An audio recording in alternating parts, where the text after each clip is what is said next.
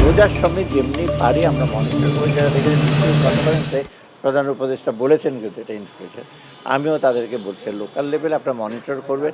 মিটিংয়ে আজকে একটা দীর্ঘ মিটিং হলো, বেশ কতগুলো এজেন্ডা, তার মধ্যে আমাদের চাল আমদানি, বিভিন্ন ধরনের সার আমদানি, কতগুলো সারের গোডাউন তৈরি করা, আর কিছু আপনার রাস্তার ব্যাপার আছে, ব্রিজের ব্যাপার আছে, আর আপনার একটা পোর্টের কতগুলো রাস্তা।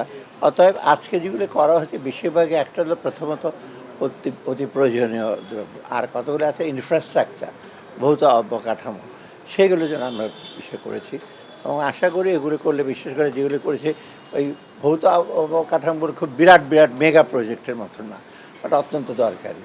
সেইগুলো আমরা যে ব্রিজের ব্যাপার আছে, কিছু রাস্তা আছে, কিছু তারপর এই হলো আমাদের পুরোপুরি আজকের প্র্যাকটিস কমিটির মিটিং। মাতার বাড়িটা হলো, হ্যাঁ মাতার বাড়ি একটা বড় প্রজেক্ট, কিন্তু বেশিরভাগ কাজ হয়ে গেছে। মাতার বাড়ি পাওয়ার সাপ্লাই আসে, এরা জাপানিজরা করেছে, জাপানিজ গ্র্যান্ড। এবং আপনারা জানেন জাপানিজ গ্র্যান্ডের আপনার শর্তগুলো খুবই সহনীয়।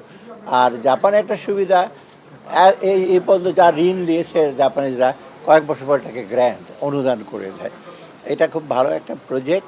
এটা রোডের ব্যাপারটা আছে, আর কিছু কনস্ট্রাকশন আছে। আর সবচেয়ে বড় হলো মাতার বাড়িটা একটা integrated project. Chittagong port authority Chittagong পোর্টের একটা জেটি করবে, ওখানে একটা প্রাইভেট জেটি অলরেডি আছে, আর মাতার বাড়ি আছে। অর্থাৎ ইন্টিগ্রেটেড প্রজেক্ট হলে সুবিধা হয়, পোর্ট ফ্যাসিলিটিস হবে, যেটা আমরা বলি অফশোর। আর সেকেন্ড হলো পাওয়ার জেনারেশন। আর ওদের পাওয়ার জেনারেশনের কোম্পানিটা আছে, তো ইনস্ট্রুমেন্টগুলো সব জাপানিজ, অর্থাৎ অত্যন্ত উঁচু মানের। তো সেটাতে আমরা একটু ইসে করি। এটা বেশিরভাগ টাকায় তো ইসে হয়ে গেছে, এখন বাকি কত কাজ সেটা দিয়ে। ধন্যবাদ।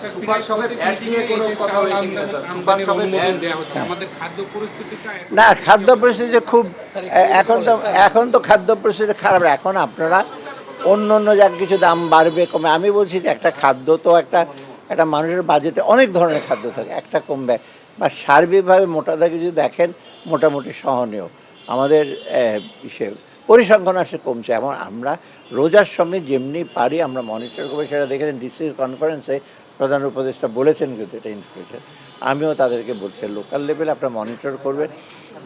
হোলসেলারদের এবং রিটেলারদের যাতে কোনো রকম ম্যানিপুলেশন যেন না হয়। কারণ খাদ্য অনেক সময় দেখা যায় সাপ্লাই আছে, কিন্তু ভোক্তার কাছে যায় না, গুদামে পড়ে থাকে, লুকিয়ে রাখে। এইগুলো যে কোনো ক্রমে আমরা ইস্যু করবো না। তো রোজার সময় আমরা এনশিওর করবো যে কারো বিষয় না। আর রোজার সময় আরেকটা দেখবেন, আমরা একটা এক্সট্রা সেলস সেন্টার করেছি, আপনারা দেখেছেন না কতগুলো এক্সট্রা লোকে। অতএব সাধারণ মানুষের জন্য কোনো নিত্য প্রয়োজনীয় দ্রব্য যেন কোনো অসুবিধা না হয়, সেটা আমরা